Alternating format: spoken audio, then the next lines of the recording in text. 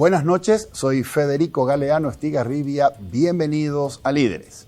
En el programa de esta noche, el líder invitado es el empresario Rubén Jacks, director del Grupo Protec. Con él vamos a hablar con respecto a cuáles son sus expectativas sobre el año 2022. ¿Cómo será el año que viene desde el punto de vista económico? ¿Será el año de la recuperación a los niveles prepandemia? Sin olvidar, por supuesto, que 2022 será un año de alta carga política. Como siempre, empezamos el programa agradeciendo a las empresas auspiciantes. Banco GNB, caminamos juntos desde 1920. Split Tokyo, el aire superior, con el pacto de confianza de NGO. Coexma SRL, creando ambientes corporativos desde 1998. Y Alpha Trading SA, más que logística, su negocio en buenas manos. Luego de la presentación del programa y de nuestros auspiciantes, conversamos con el señor Rubén Jacks, aquí en Líderes, desde los estudios de ABC TV.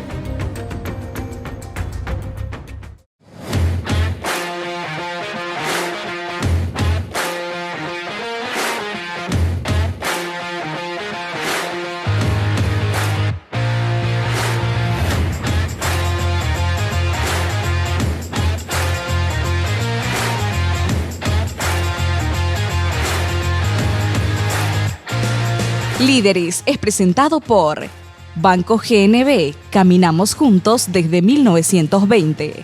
Split Tokyo, el aire superior, con el pacto de confianza NGO. Coexma SRL, creando ambientes corporativos desde 1998. Alpha Trading SA, más que logística, su negocio en buenas manos.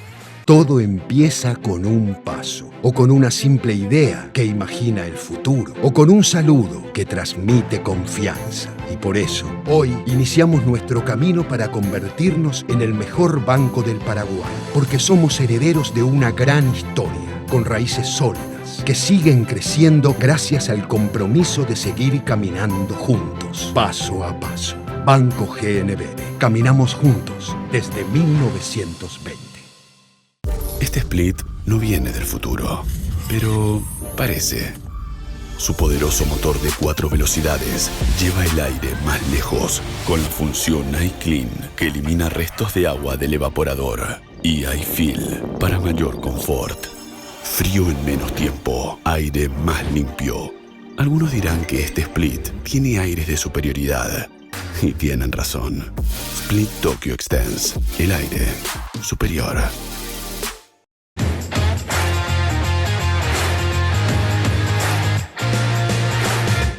Ya estamos en compañía del señor Rubén Jacks. Rubén, buenas noches, gracias por acompañarnos en Líderes. Buenas noches, Federico, gracias por invitarme a este programa tan prestigioso. Rubén, el coronavirus, la pandemia, ¿es historia? ¿Ya pasó? No pasó la pandemia. Hay que mirar un poco lo que está pasando en el Reino Unido. El Reino Unido están con 300.000 brotes por semana. Obviamente con mucho menos mortalidad, la tasa de mortalidad ha disminuido sustancialmente, pero yo veo que la política en Reino Unido fue apoyarse en la vacunación como única medida contra el coronavirus. Levantaron todas las restricciones sociales, el uso de máscara. Vos ves las reuniones en el Parlamento británico, los conservadores, los laboristas sin máscaras, en las discotecas abiertas. Entonces, es una llamada de atención para el mundo. Son los primeros países que tuvieron, digamos, masivamente la enfermedad y bueno, entonces es una llamada de atención, pero yo le haría caso a los científicos y no a los políticos. O sea, yo creo que cualquier decisión tiene que estar sustentada en los científicos, en los médicos, en los especialistas y no en los políticos. Que la pandemia nos demostró que los países con más mortalidad fueron por causas políticas. Correcto. Correcto. Hay algunas personas, Rubén, que creen que la tercera dosis ya vendría a ser un negociado para vender más vacunas. ¿Qué opinas? ¿Vos te pondrías la tercera dosis?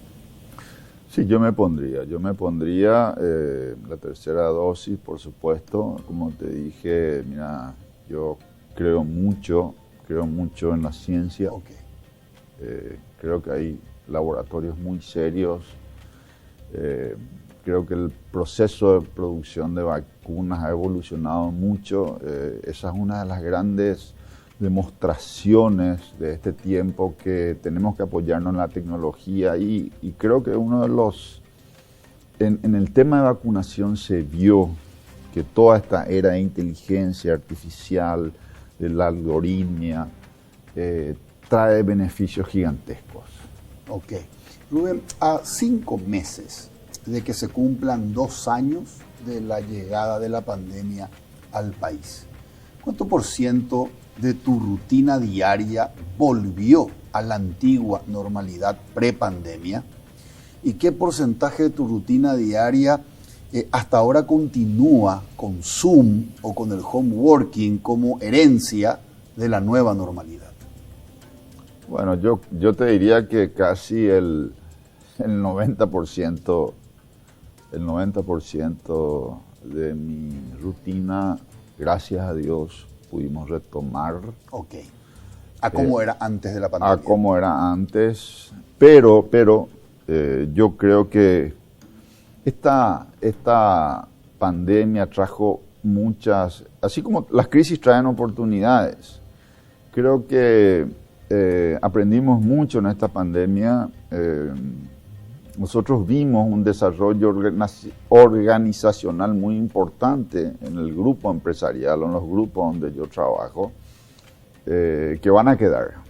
O sea, yo creo que hay una nueva normalidad, obviamente, no se va a volver a esa vieja normalidad, pero con mejoras sustanciales.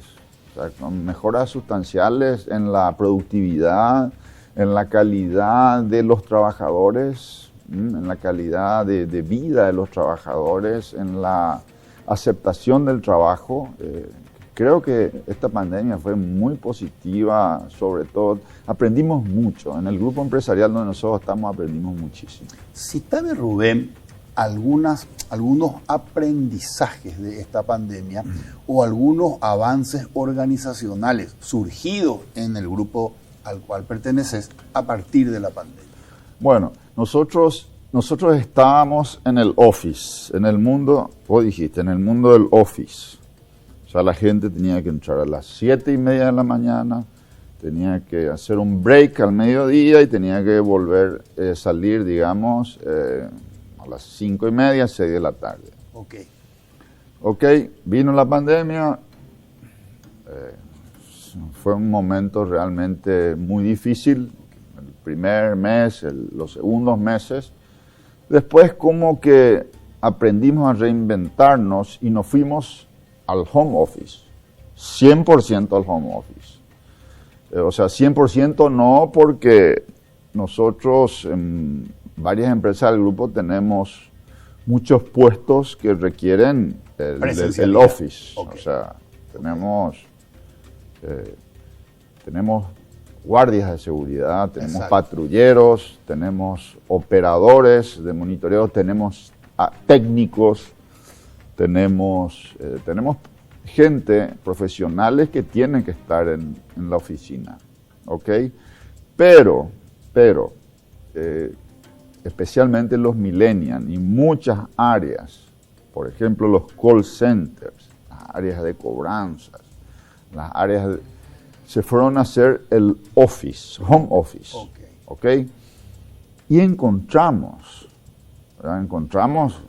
ahora estamos sacando las conclusiones del home office. Mira, yo salía de la oficina, yo casi ya no estoy en la parte ejecutiva de las compañías, yo estoy más en los directorios, como director de reuniones una vez por semana o en algunas empresas inclusive cada 3 meses. Pero salía y me encontré con un grupo del área de cobranzas y habíamos analizado en el área de cobranzas que mejoró la morosidad. Y me encontré con un grupo de 30 jóvenes que trabajan en cobranzas en el grupo empresarial. Y yo les hice una pregunta así provocadora, pero ¿ustedes se quieren quedar en sus casas o quieren volver a la oficina? Y el 90% me dijo que están mejor en sus casas. Entonces, yo veo, la gente está mejor en sus casas. Y mejora la tasa de morosidad. Mejora el rendimiento de la morosidad. Me doy cuenta que hay una realidad obvia. Hay una realidad aquí, una lectura obvia. Para esa área específica está muy bueno el home office. Obviamente no es 100% home office. Claro. Porque hay, hay que hacer reuniones con los funcionarios, hay que capacitarlos, ellos tienen que socializar entre ellos, tenemos que conocernos. Está también la cultura empresarial, donde, digamos, los líderes de la organización tienen que imbuir del ADN de la organización. Eso no se puede hacer por Zoom. Eso no se puede hacer. Eso se hace face to face. Entonces, de ese 90%, sí, 2 o 3 decían, yo quiero venir a la oficina. No sé, 2 hombres, o sea, llamativo, y una mujer que los hijos no tenían mucha comodidad en la casa y los hijos chicos aparentemente no le daban mucha tranquilidad. Pero la mayoría dijo home office. ¿Por qué? Te voy a dar un ejemplo. Una chica de cobranza, vivía en Itagua. Me decía, yo salgo a las 4:30 de la mañana y llego a la oficina a las 7:30. Y salgo de la oficina a las 6 y llego a mi casa a las 10 de la noche. Me tengo que ir vía Ipacaraí y cada vez, o sea, de ida y de vuelta, en total 6 ómnibus. O sea, entonces uno dice, bueno, aquí hay que, uno de nuestros pilares es importancia a las personas, la gente primero. Si yo le cuido a mis funcionarios, los funcionarios hacen bien las cosas, los clientes están contentos y finalmente hay resultados económicos satisfactorios. Entonces, ahí nos damos cuenta que del office nos fuimos al home office y estamos en el flex office. O sea, ese es el nuevo paradigma, el flex office, una oficina más flexible. Ok, quiere decir que aún post pandemia, aún sin limitaciones de cantidad de personas en la oficina, la compañía optará por mantener el flex office como política. Es decir, esta chica seguirá haciendo su gestión desde Itagua, desde su casa. Sí, pero no el 100% de su tiempo. Claro, no el 100%. Sí, no 100% de su tiempo. En algunas áreas. Pero hay que tener la tecnología. O sea, ella está en su casa. Ella tiene una computadora, está conectada a un teléfono. Y la trazabilidad por parte de sus jefes es online. O sea, nosotros sabemos a cuánta gente le llama, qué les dice, qué porcentaje de rendimiento tiene cada uno de nuestros funcionarios. O sea, hay áreas que se pueden hacer, pero tiene que haber mucha tecnología. Exactamente. Tiene que haber una buena tecnología. Rubén, ¿cómo pinta 2022? ¿Cómo pinta 2022? 2021 se esperaba que sea el año del rebote, como fue en muchos países. No fue. Debería ser el año del rebote. Cuando empezó la pandemia me acuerdo de las curvas. Hablaban de las curvas. La curva en B, ¿verdad? La curva en U. La curva en U, la curva en B, rebotando hacia arriba. Bueno, esperemos que el 2022 sea la curva del rebote. No es tanto mi área, pero yo sé que Paraguay es un país que depende mucho del agronegocio. Se sembró la soja está a buen precio, llovió poco, pero se sembró a tiempo. Entonces, si bien hay una sequía importante, pensamos que nosotros estamos muy dependientes del agrobusiness. Como dice este prestigioso economista amigo nuestro, baja el río, sube el dólar, sube el río, baja el dólar, o sea, sube el río y está bien la economía, porque se puede, Paraguay todo lo que produce saca por el río. Gracias a Dios esa dependencia del río, vamos a ir de excesiva dependencia, porque es casi una dependencia peligrosa, va a paliarse con la ruta bioceánica, que es un logro importante de este gobierno. Que está empezando, está avanzando rápido y toda esa producción de Paraguay puede salir por la bioceánica, pero y también por el río. En el caso del grupo Protec, Rubén, producida la pandemia, año 2020, ¿cómo afectó a los ingresos? Mira, tuvimos 2 meses realmente muy preocupados. Tuvimos 2 meses con mucha preocupación. Marzo, abril fueron los meses más difíciles. Había un miedo de una cesación de pagos, de un corte en la cadena de pagos. Pero realmente no se dio eso. La recuperación fue rápida, en general en todo el mercado estoy hablando, ¿verdad? Nosotros tenemos muy atomizada también la cartera de clientes, si bien tenemos varias áreas de negocios, desde consultoras hasta empresas de tecnología que estamos invirtiendo mucho últimamente, realmente fue mucho mejor de lo que esperábamos. Correcto. Rubén, una sociedad, al igual que una empresa para crecer necesita invertir. Y en una sociedad, para que podamos desarrollarnos y crecer, también necesitamos inversión. Por ejemplo, en capital humano, salud, educación. Por ejemplo, en infraestructura. Paraguay necesita aumentar las inversiones desde el Estado, como para poder seguir creciendo económicamente, pero con desarrollo.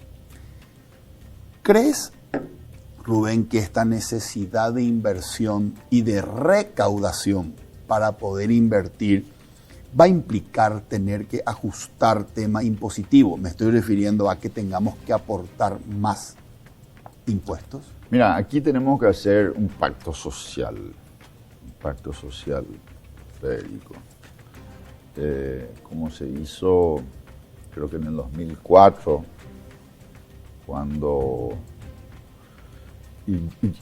fue, creo que una de las mejores obras del gobierno donde se bajaron los impuestos, se bajó el impuesto a la renta. Pero el empresariado que pagaban que básicamente antes creo que fue el ministro Borda el que bajó el impuesto a la renta del 30 al 10. Dijo, yo bajo el impuesto. Y el empresariado dijo, nosotros vamos a pagar 100% de los impuestos. Porque antes, realmente, y hay que ser francos, o sea, las empresas dibujaban su balance. Eso se acabó. O sea, yo creo que subir los impuestos a veces no es la solución. Hubo una reforma impositiva con el ingreso del ¿cómo es que se llama? El presidente actual. Fue una mini reforma impositiva. Aumentaron los impuestos en algunas áreas para aumentar la recaudación. Va a hacer falta más recaudación. Y el gran desafío es cómo vamos a apalancar eso. Pero yo te hablaba del pacto social, ¿por qué? Porque yo creo que y con gusto vamos a pagar más impuestos si tenemos servicios de calidad. Y eso se evidenció con demasiada claridad con los servicios de salud que recibimos, con los servicios de seguridad que recibimos y con los servicios de educación. O sea, si nosotros recibimos buenos servicios, si vemos que la gente está recibiendo buenos servicios de salud, por supuesto que el sector empresarial va a estar dispuesto a pagar más. Pero, ¿qué es lo que pasa? Hay una ley que no es muy conocida, que es la ley del servicio civil. que yo creo que es la madre de todas las batallas. Y esa es parte de este, digamos, acuerdo o pacto social que hay que hacer. Esa ley, ¿qué es lo que dice? O sea, este gobierno, como no tiene mucho capital político, no empujó con mucha fuerza, empujó tímidamente esta ley, y quizás también de la manera equivocada. Pero ¿de qué se trata esa ley? Hicieron muchos países y lo hicieron con mucho éxito. Se trata de equiparar al sector público con el sector privado. O sea, que el funcionario público haga carrera ejecutiva. Que haga carrera ejecutiva y que se lo mida por resultados, que el mejor sea el que más crezca dentro de la función pública, no el que tiene más respaldo político, que se haga justicia para el trabajador público. Eso es clave. Bueno, ¿y cuál era la propuesta? Sí, mira, te resumo, esa es una ley demasiado importante. La propuesta era muy simple, o sea, a partir de la promulgación de esa ley, los nuevos contratados se rigen por un código de trabajo parecido al código laboral. Como vos, yo, que finalmente soy empleado de mi grupo empresarial, nos regimos por un sistema, por el código del trabajo. Bueno, el nuevo funcionario público, con el nuevo, no hablo de los 300.000 o 200 y algo mil, que creo que es el universo que alcanza esta ley, porque de este servicio civil están excluidos policías, militares, por eso se le dice servicio civil. Entonces, estos nuevos funcionarios se van a regir por un código muy parecido al código laboral. Que sería la ley del servicio de la carrera civil. Sí, señor. Pero los antiguos tienen los mismos privilegios. No les afecta la nueva ley.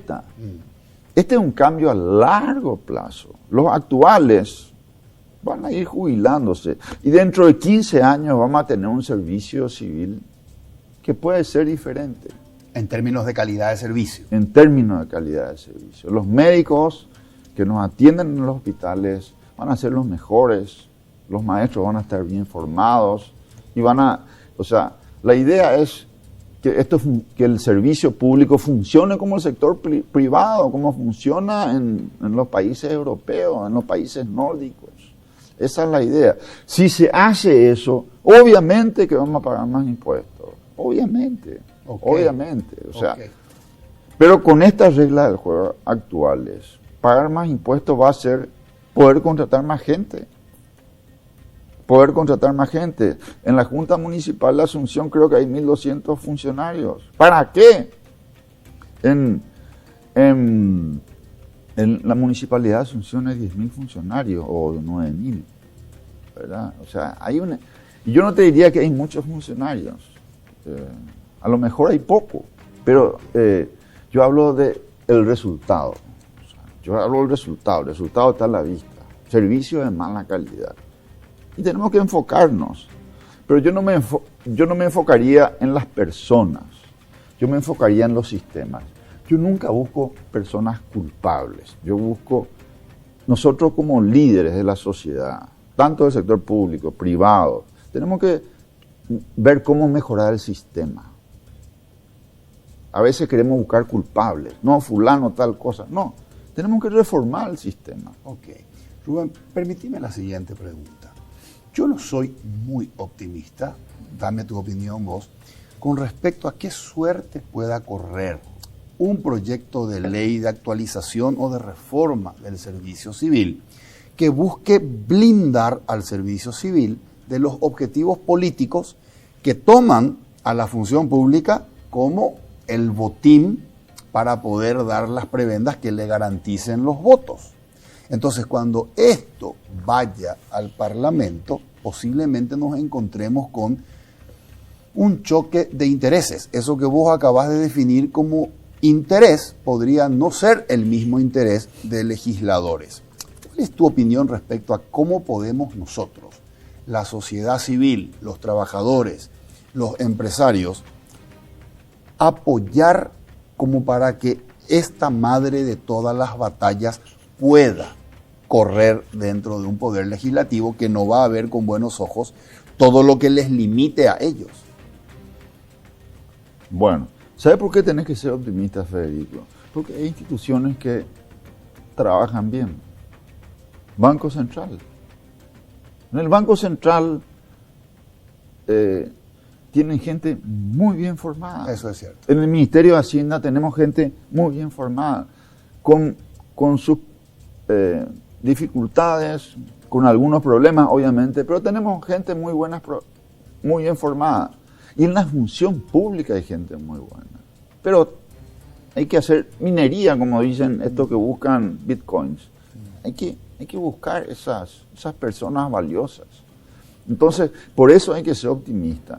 Porque de eso se trata el servicio civil, extender lo que se hizo en el Banco Central. O sea, profesionalizar la carrera del funcionario público. Y eso le conviene al funcionario público, como se hizo en Hacienda y como se hizo en el Banco Central. Por eso tenemos una macroeconomía que es un ejemplo en América Latina. O sea, por eso hay que ser optimista. Traslademos eso a la salud, a la educación, a la seguridad y va a funcionar bien. No, Es posible, obviamente es algo muy complejo, o sea, es un dinosaurio gigantesco, digerir eso no va a ser fácil, pero exactamente. es posible. Exactamente. Rubén, siempre hablando de los desafíos para nuestro crecimiento con desarrollo y teniendo en cuenta que integrás Paraguay Educa. Sí. Ok, una organización muy importante vinculada a... Estoy en el consejo, ¿verdad? Fui presidente. Exactamente. Exactamente. Yo quiero preguntarte lo siguiente, Rubén. La economía a nivel mundial está apuntando hacia crecimientos que se basan en la ciencia, en la tecnología, en la innovación y en el conocimiento. Sin embargo, nosotros aquí en Paraguay somos campeones mundiales en producir abogados. Somos el país con la mayor cantidad de abogados por cada 100.000 habitantes en el mundo. ¿Qué ocurre? ¿Cómo podemos, si el mundo hoy está apuntando hacia una economía del conocimiento, lo que necesitamos son técnicos, necesitamos ingenieros, pero nosotros estamos produciendo abogados? ¿Qué podemos hacer sobre ese tema, Rubén? Bueno, ese es un problema que tenemos. Ese es un desafío a vencer. Así como Kamala Harris le dijo a los centroamericanos, do not came, no vengan. Un poco, yo le diría a los jóvenes, estudien ciencias, estudien programación, estudien diseño, estudien las carreras que en el futuro van a dar mucha empleabilidad y que van a ser muy bien pagadas, pero muy bien pagadas. ¿Cierto? Entonces, eso yo le diría a los jóvenes. ¿Qué podemos hacer? Yo te cuento, en Paraguay Educa nosotros empujamos muy fuerte con varias otras organizaciones de la sociedad civil la creación del Fondo de Excelencia de la Educación. Y uno de los proyectos del Fondo de la Excelencia de la Educación es Becal, donde yo estoy como consejero. Okay. ¿Verdad? Becal tiene un foco exclusivo en ciencias. ¿Okay? Tuvimos muchas presiones para también enviar algunos estudiantes de Derecho a hacer posgraduaciones, para meter un poco las ciencias sociales. Exactamente, dentro de Becal. Dentro de Becal, ¿verdad? Hubo mucha presión, pero finalmente prevaleció un poco el consenso en el grupo. Tenemos gente muy respetable, básicamente los mejores científicos, hay gente que tiene, yo diría que la gente mejor formada está integrando ese consejo. Ok, ¿y ese consejo quiere formar en el exterior en qué áreas del conocimiento? ¿En qué área? En todo lo que es ciencias, en todo lo que sea ciencias e investigación. Y también en maestrías profesionalizantes. Entonces, ¿qué es lo que se hizo? Porque ya se hizo, ¿no? Es que se va a hacer, 2.500 personas, entre jóvenes, ya estudiaron o están terminando sus carreras en las 100 y 200 mejores universidades del mundo, en ciencias. ¿En cuántos años 2.500 personas, Rubén? Y mira, esto empezó en el 2015, Okay. 6 años. 2.500 paraguayos ya han ido vía becal a las universidades que están entre las 100 a 200 mejores del mundo. Sí, señor. Ok, qué Sí, bueno, señor. qué bueno. Y eso es un bono. Eso es un bono que tenemos como país. Son 2.500. O sea, Chile hizo su milagro económico, que hoy están cuestionados con los Chicago Boys. Claro, ellos no se quedaron con ese paradigma. O sea, los paradigmas hay que ir cambiando. Exacto. Pero ese es un bono que tenemos. O sea, nosotros enviamos 2.500 personas. Esas personas tienen que hacer un cambio. Y esas personas están formadas en ciencias. Hay muchos en medicina, en investigación. Mucha gente que trabajó en urbanismo, en ordenamiento territorial, en programación, en TI. Y estamos hablando de universidades como Oxford, MIT, o sea, las mejores universidades del mundo. Okay. Es lo que hizo China.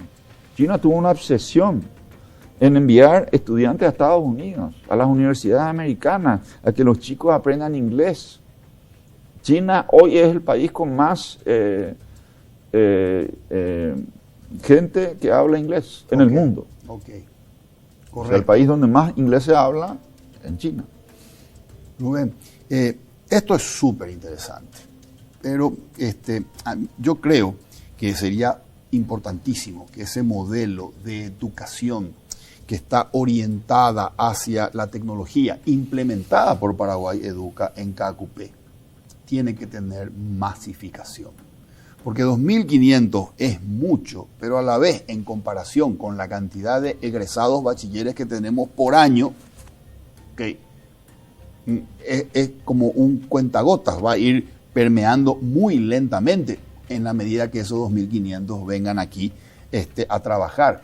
Me parece muy importante trabajar a nivel escuela, como hizo Paraguay Educa en KQP, fomentando el pensamiento algorítmico. Rubén, siguiendo siempre esta conversación en base a nuestro futuro crecimiento con desarrollo, ¿qué oportunidades ves, Rubén, de negocios que puedan tener crecimiento vinculados con el gigante Brasil? Bueno, vos sabés que yo estuve como presidente de la Cámara de Comercio Paraguay-Brasil los 4 últimos años. Con Brasil tenemos todas las oportunidades. Brasil, salvo algunas instancias históricas un poco traumáticas que están en nuestro subconsciente colectivo, en los últimos años viene siendo el principal socio comercial de Paraguay. ¿Okay? Nosotros miramos a Argentina, culturalmente miramos mucho a Argentina, ¿cierto? Pero económicamente dependemos de Brasil. ¿Qué oportunidades hay con Brasil? Mira, Brasil, o sea, no solamente Brasil, sino todo digamos, la región de Mato Grosso do Sul, todo el área de agronegocios de Brasil, Uruguay, Argentina y Paraguay es el área donde se va a producir alimentos para el mundo, para un mundo hambriento, para un mundo que demanda cada vez más alimentos. Para China, que sacó 400 millones de personas de la pobreza a la clase media, que quiere comer carne, que quiere, en el chop suey, quiere poner carne de res. Entonces, toda esa... no hay otro lugar en el mundo donde se pueda hacer tanto alimento. Entonces, Paraguay tiene que ser productor de alimentos para el mundo con Brasil y con Argentina, pero principalmente con Brasil. O sea, Brasil tiene bien claro eso. Obviamente hay que tener en cuenta la pisada ambiental, el footprint que podamos tener. Hay que tener mucho cuidado con eso. O sea, hay que trabajar mucho sobre la productividad y no sobre preparar más tierra, la productividad ya de lo deforestado, de lo que ya se hizo. Hay que trabajar sobre la productividad de eso y no hay que cuidar mucho ya los pocos montes, la poca biodiversidad que tenemos, ¿verdad? Absolutamente de acuerdo. Pero esa es la gran oportunidad de Paraguay. O sea, nosotros hoy como país alimentamos a 70 millones de personas en el mundo. Esto puede aumentarse mucho más y va a aumentar. El gran desafío es hacerlo con Brasil, hacerlo con Argentina, y eso va a salir por la vía oceánica. Por eso yo insistía tanto. Exacto. A mí me decía un ministro brasilero, me decía, ustedes no se están dando cuenta, pero estamos haciendo un nuevo canal de Panamá terrestre. O sea, esos barcos que salen por la hidrovía, van hasta Buenos Aires, suben por el Brasil y pasan por Panamá pagando unas tasas altísimas, $100,000 creo que paga un barco importante, de gran calado. Eso puede ir directo, vía terrestre, y se ahorran como 19 días. Y eso es un ahorro significativo en tiempo, en dinero, para toda la región. Ok, uniendo Atlántico y Pacífico. Uniendo Atlántico y Pacífico, pero sobre todo uniendo esta región productiva, Paraguay, Brasil, Argentina y Uruguay, ¿verdad? Donde la fábrica de alimentos del mundo tenemos nosotros. Correcto, correcto. Rubén, si vos fueses legislador y estamos en un debate para aprobar un proyecto de ley que permite la vinculación comercial o las relaciones comerciales entre Paraguay y Chile. Y estamos en la votación. Paraguay y Chile. Perdón. Y China. Y China, perdón, y China. Y estamos en la votación. Y tenés que decir por la aprobación del proyecto de que abre el mercado chino o por la no aprobación. Y justo llega tu turno y dice, senador o diputado Rubén Jacks, ¿cuál sería tu voto? Bien, esta es una pregunta que no estaba en las listas de preguntas. Pero me dijiste algo súper importante.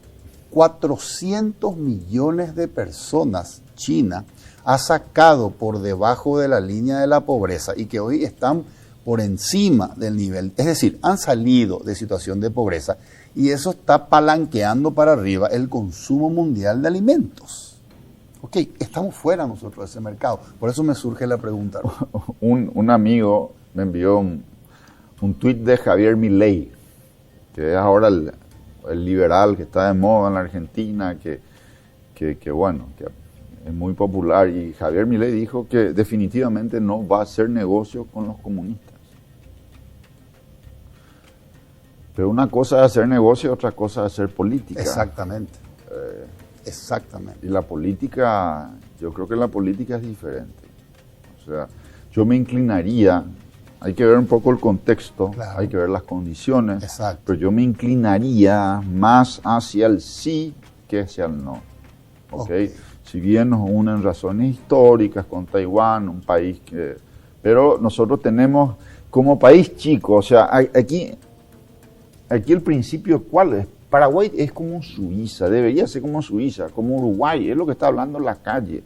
Nosotros no vamos a crecer hacia adentro, nuestro mercado es chico, es pobre, nuestro mercado interno. Paraguay tiene que crecer hacia afuera. Nosotros tenemos que tener relaciones con todo el mundo, relaciones comerciales. Okay. O sea, ¿acaso si vos vendés periódico, vos no le vas a vender a, no sé, vos no podés restringir? O sea, una cosa es tener relaciones comerciales, otra es tener relaciones políticas, alianzas políticas. Exactamente. ¿Ok? O sea, yo me inclino más hacia el sí. Ok, perfecto. Rubén, aquí estuvo el economista Sergio Sapena conversando conmigo y él me dijo, si nosotros tenemos la capacidad y la decisión política de invertir en infraestructura, en rutas, de invertir en redes que hagan circular, que distribuyan nuestra energía eléctrica, podemos invitar a muchas fábricas que hoy están instaladas en Brasil y que pueden ser de multinacionales como Ford, como Fiat, a venir aquí. ¿Opinás que eso es factible? Totalmente factible. Mira, nosotros hicimos, en los 4 años que estuvimos en la Cámara de Comercio, y sigo estando en el directorio, ya no como presidente, tuvimos varias reuniones en la FIESPI, la Federación de Industria de San Paulo, en la Federación de Industria de Mato Grosso do Sul, en la Federación de Industria del Paraná, de Río Grande do Sul. Y nosotros hicimos unos materiales audiovisuales para vender Paraguay. Unos materiales muy lindos donde mostraban que Paraguay era el 4º país exportador de soja, el 8º exportador mundial de carne, que Paraguay tenía una tasa impositiva muy atractiva para la inversión de 11%, con un bono demográfico, con gente joven, gente capacitable, gente poco conflictiva, y nosotros llenábamos los auditorios. Mira, en la FIESPI, te voy a contar una anécdota, llenamos la sala de la FIESPI y no pudieron entrar 250 personas que asistieron al evento desde afuera, asistiendo pantallas, no pudieron estar en la sala. Qué bueno. Con el presidente de la Federación de Industrias. Resulta que para ellos, o sea, ellos tuvieron un proceso de desindustrialización muy fuerte. Se cerraban 4.000 industrias al año en una época y algunos legisladores brasileños decían, no, esto es por culpa de Paraguay, que es la nueva China de América. No es así, o sea, aquí realmente vinieron 170 maquiladoras, de las cuales 120 son brasileñas. Nosotros todavía no tuvimos mucha inversión brasilera. El día que tengamos grado de inversión, el día que tengamos realmente inversión, o sea, yo no sé si vamos a tener la capacidad de procesar eso. O sea, Okay. Pero, respondiendo a tu pregunta, hay muchísimo interés de Brasil, pero de alguna forma a veces uno se siente un poco mal, porque uno va a vender el país. Vinieron los inversionistas, nosotros trajimos muchas industrias, fábrica de pañales, de jeringas, de comida para perros, o sea, de todo. ¿Qué pasa? Con el tiempo vienen los inversionistas y te dicen, che, en la frontera la maquila es impuesto 0. Pero en la maquila hay 16 instituciones paraguayas entre, no sé, la aduana, el Ministerio de Industria y Comercio, 16 instituciones que tienen que poner un sello cada una. Entonces, para algo que no tributa impuestos. O sea, ¿cuál es el sentido? Me decían. Entonces, nosotros tenemos que mejorar mucho. O sea, realmente es complicado vender Paraguay y después vienen y se encuentran con otra realidad. O sea, se encuentran que hay cortes de energía que le significan a las autopartistas, o sea, resetear un proceso industrial. Claro. O sea, pagar, por más que sea por un minuto. Es lo mismo que apagar una computadora. Sí.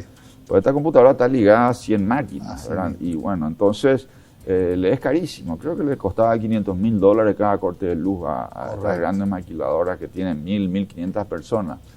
Pero es totalmente factible eso. O sea, pero no es mudar las industrias brasileñas en Paraguay, es ser parte de la cadena productiva regional.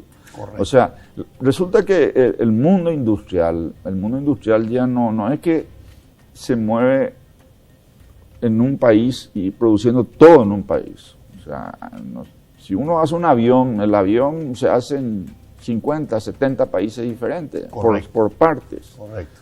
Pero esta pandemia nos trajo lecciones. ¿Cuál es la principal? La principal es que las cadenas logísticas globales son una complicación y son muy largas y son un alto riesgo. Tanto que hasta ahora estamos viendo que se reseteó, se pararon las cadenas logísticas y no se puede volver a arrancar. Correcto. Y se está encareciendo todo. Se está encareciendo todo. Entonces, se está cambiando ese concepto del offshore, o sea, la costa lejana, por el nearshore. ¿Okay? Entonces, ahí donde nosotros tenemos oportunidades con Brasil, ¿no? O sea, dentro de su cadena regional. Exactamente. nosotros podemos ayudarles a ellos a ser más competitivos. O sea, hay algunos procesos de su producción industrial que se pueden hacer en Paraguay que para ellos es más barato. Correcto, correcto. ¿Cuántos colaboradores en total el Grupo Protec? Nosotros tenemos 600 personas más o menos directas. Okay. Directamente hay más. Exactamente. Rubén, está en discusión ahora, se habló mucho en estos últimos días, respecto a un proyecto de ley para que los trabajadores tengan protección a través de un seguro de desempleo. Es decir, un subsidio que cobra una persona que perdió su trabajo por causas no imputables a ese trabajador. Y durante un periodo de tiempo durante el cual el trabajador va a buscar otro trabajo, tiene un seguro. Esto también es una herencia de lo que ocurrió en la pandemia. ¿Cuál es tu opinión respecto a este seguro del desempleo y que crezca o no el aporte del empleador y del empleado para formar una bolsa, un fondo que permita esos subsidios para casos de desempleo? Bueno, hay que tener mucho cuidado con el seguro de desempleo. Obviamente es algo bueno para el trabajador, se necesita, pero hay que ver cómo hacerlo. El seguro de desempleo en Estados Unidos funciona relativamente bien. Hay que ver quién es el organismo de aplicación. Si va a ser yo estuve viendo, hay 2 proyectos de ley, uno del ¿Senadores? De senadores, otro del Ministerio de Trabajo. Ok. Resulta que no se trata de hacer las leyes, se trata de tener la capacidad de ejecutarlas y el mecanismo de control. Que no pase lo que está pasando ahora en Estados Unidos. ¿Qué está pasando ahora en Estados Unidos? En la época de la pandemia y durante el gobierno de Trump se le dio $600 a cada desempleado por haber perdido su trabajo. $600 por semana. Por semana. Por semana. Eso acabó con el periodo de Trump. Y Joe Biden renovó hasta septiembre. ¿Qué pasa? Vos hablas con amigos, empresarios americanos y te dicen, yo estoy alzando cajas porque no consigo trabajadores. Porque están cómodos en sus casas viviendo del subsidio. $2.400 por mes. Y el sueldo mínimo en Estados Unidos es $1.100. $7,50 por hora gana. Ese es el salario mínimo. Obviamente la gente gana más que eso. Pero hay que tener cuidado que no genere, o sea, hay que tener mecanismos de control. O sea, sí el seguro, pero esto fue una situación excepcional. Claro, claro. Ahora, el seguro de desempleo en Estados Unidos te da hasta 4 meses, aquí están proponiendo 6 meses, allá te dan hasta 4 meses, te mantienen un porcentaje del salario, pero vos tenés que demostrar que estás buscando trabajo. Pero me dice mis amigos empresarios americanos me dicen que llaman diciendo, bueno, llamé a averiguar el trabajo y pregunté cuánto pagan, le dije tantos dólares y no me interesa. Y eso ya es un intento, eso los desempleados hacen figurar como un intento de conseguir trabajo. Correcto. O sea, hay que tener mucho cuidado con el mecanismo de control de ese desempleado. ¿Realmente está desempleado o quiere estar desempleado? Realmente, exactamente. ¿Tiene la intención de conseguir trabajo o no? Sí. Y mira, yo creo que el gran problema va a ser la empleabilidad. O sea, que la gente sea empleable. Es el gran desafío del futuro. Que la gente sea... Estábamos hablando de ciencia, estábamos hablando de abogados. Que la gente sea empleable, ese es el problema. En Estados Unidos hay un déficit gigantesco. Hay 8 millones de puestos no cubiertos, vacantes. O sea, Uber. Yo estuve en Estados Unidos durante la pandemia. Uber no funcionó. ¿Por qué? Porque los choferes de Uber dejaron el Uber y dijeron, yo estoy sin trabajo. Entonces, en vez de hacer Uber, recibían $2.400 mensuales. No hubo Uber, hubo problemas con retrasos en Amazon.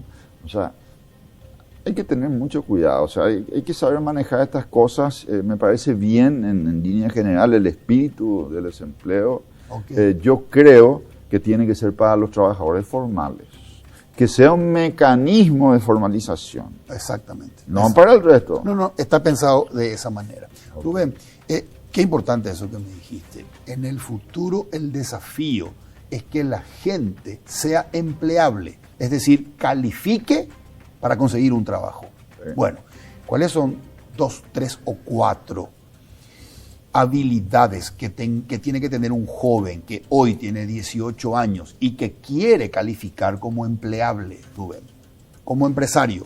4 habilidades que lo califican a ese joven como empleable. Mira, ahora se habla mucho de las habilidades blandas.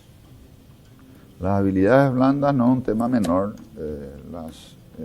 Se habla mucho y se necesita mucho en las organizaciones gente con habilidades blandas. Okay. O sea, gente... los millennials... yo tengo muchos amigos empresarios que te dicen, no, yo no contrato más millennials. Pero los millennials, es la generación que está trabajando y es la generación que van a ser clientes. Así mismo. Y grandes clientes de las empresas. Entonces, hay que trabajar con los clientes, con los millennials. O sea, hay que entenderle a los millennials. Totalmente. Yo estuve en una conferencia en Estados Unidos de empresarios, y el cierre, porque se hablaban, los empresarios decían, los millennials no quieren más trabajar, quieren tres veces al año vacaciones, quieren viajar, quieren hacer home office después de la pandemia. Es todo un desafío eso. Y vos sabés que el cierre de este congreso fue antes de la pandemia. El cierre lo hizo el presidente de una asociación de millennials de Estados Unidos y dijo, nosotros, es cierto, nosotros ya no somos más leales a las empresas. Nosotros somos leales a nuestros líderes. Y realmente se separaron, no sé, 800 personas le aplaudieron 10 minutos de pie a este señor porque los millennials necesitan propósito. Los millennials se sintieron muy maltratados durante esta pandemia, porque vieron cómo las empresas en general en el mundo trataron a los millennials. Okay. Ellos están buscando otras cosas. O sea, nuestros padres, el tuyo, el mío, ellos trabajaban para vivir. Nosotros vivimos para trabajar. Y los millennials viven y trabajan. O sea, yo creo que ellos tienen, hablando de esas habilidades blandas, ellos tienen, o es la generación que puede tener un balance de vida mucho más equilibrado que nosotros. Okay. Eso es trabajar para vivir o vivir para trabajar. Correcto. Me quedo con eso que dijiste. Los millennials necesitan propósitos que los estimulen. Rubén, hay algo con lo cual vos seguramente como empresario estarás de acuerdo. El sector empresarial, sea del rubro agribusiness, sea del rubro servicios, del rubro financiero, sector industrial, construcción, del que sea, el sector empresarial son los caballos que tiran el carro en una sociedad. Es decir, los que generan trabajo, los que producen, los que generan riqueza. Obviamente, sector empresarial asociado a los colaboradores que aportan el trabajo. Te hago una pregunta y te la dejo y me la respondes después de la pausa.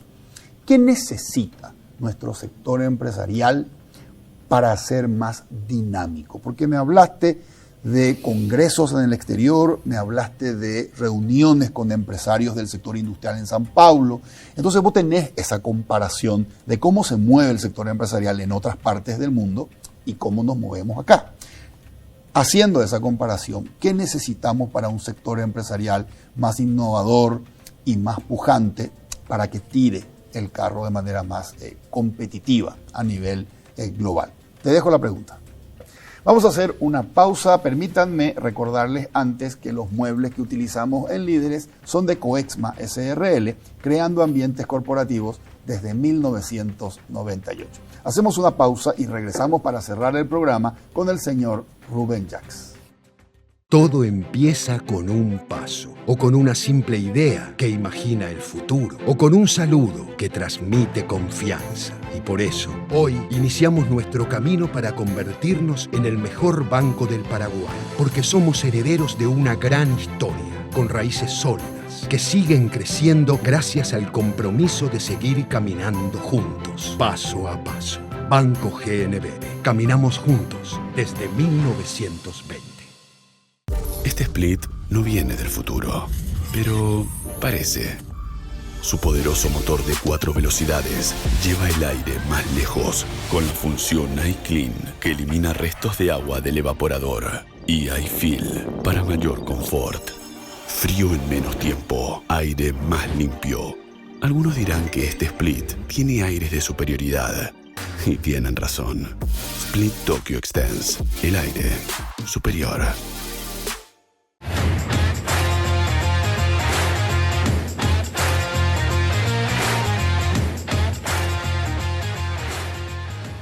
Seguimos con el señor Rubén Jacks. Rubén, te dejaba la pregunta respecto a qué nos falta al sector, a nuestro sector empresarial para ser más dinámico, productivo y competitivo. Bueno, ¿qué nos falta? Primero, o sea, aquí voy a dejar de lado, la patria contratista, los proveedores del Estado. No voy a hablar de eso porque eso realmente es un sector que no es muy competitivo, que es un sector que normalmente está en asociación con el Estado. Los empresarios. Sí, realmente eso es un área que da para otra sesión. Vamos a hablar del sector que hace negocios en Paraguay, que no trabaja, que no depende del Estado. Vamos a hablar del empresario que atiende el mercado interno. Nosotros abrimos una oficina en San Paulo, nosotros abrimos Protec Brasil en el 2001, Protec Argentina en el 2004, y realmente todas las mejoras que hicimos en la organización, todo el crecimiento de los funcionarios. Hoy nuestro gerente general de Paraguay, el CEO de Paraguay, es alguien que se formó en Brasil, ¿ok? O sea, nosotros estamos trayendo know-how de Brasil. Nosotros como paraguayos somos mediterráneos de mente. Nosotros no pensamos que el mundo es una oportunidad. Nosotros tenemos que ser como Suiza. Suiza tiene la mayor flota de barcos del mundo y es un país mediterráneo. Japón es un país que no tiene recursos naturales, pero piensa en el mundo, no piensa en su islita, un pedazo de roca. Nosotros como paraguayos, los empresarios, y es una crítica al empresariado paraguayo, tenemos que ser más ambiciosos, tenemos que mirar al mundo como una oportunidad. Un mundo, primero, que está hambriento, ¿ok? Un mundo que necesita, y nosotros tenemos las condiciones, tenemos las condiciones. Estamos pegados a un país importante, la 9ª, 10ª economía del mundo. O sea, para Paraguay, Brasil es una oportunidad gigante para un empresario paraguayo. Y a nosotros nos fue muy bien en Brasil. Correcto. Cuando nos fuimos a Brasil, me decían muchos amigos de Ciudad del Este, me decían, mira, ¿sabes cómo es la historia en Brasil? Me decían, no sé cómo es. Bueno, vos te vas a Brasil y a los 2 años vas a volver llorando. Y es cierto, acertó. A los 2 años estábamos llorando. Porque invertimos mucho dinero y realmente y perdimos mucho dinero. Enterramos mucho dinero, pero nos quedamos.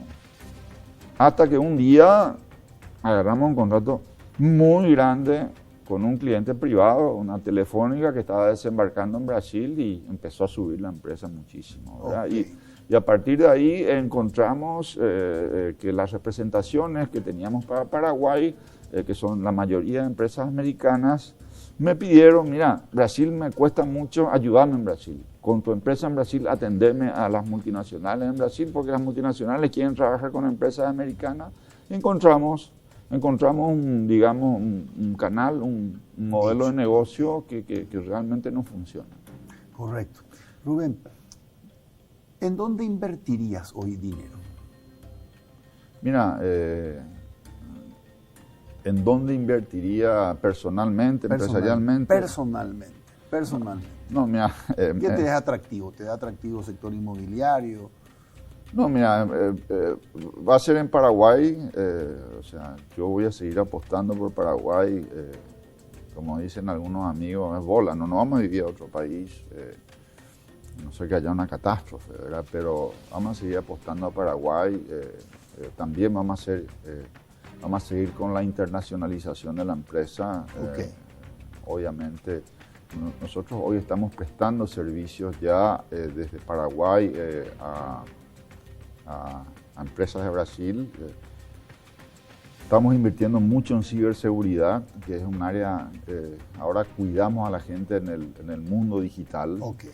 ¿Verdad? Estamos invirtiendo en eso, una apuesta interesante, un desafío grande. Creo que es el próximo gran desafío. Exactamente. Okay, o sea, hoy de una institución ya lo valioso no son los muebles, no son las computadoras, las sillas, lo valioso son las bases de datos, la información, los saldos de los deudores, los acreedores. Entonces estamos apostando mucho, estamos invirtiendo mucho en eso. Los países necesitan fuerzas armadas digitales. Sí, los ministerios del Interior tienen presupuestos más grandes ya para ciberseguridad que para las guerras convencionales. Para las guerras convencionales. Rubén, Sí. un gustazo conversar contigo en Líderes. Gracias por tu presencia. Un placer. Gracias, Rubén. Soy Federico Galeano Estigarribia. Esto fue Líderes. Buenas noches. Líderes fue presentado por Banco GNB. Caminamos juntos desde 1920. Split Tokyo, el aire superior con el pacto de confianza NGO. Coexma SRL, creando ambientes corporativos desde 1998. Alpha Trading SA, más que logística, su negocio en buenas manos.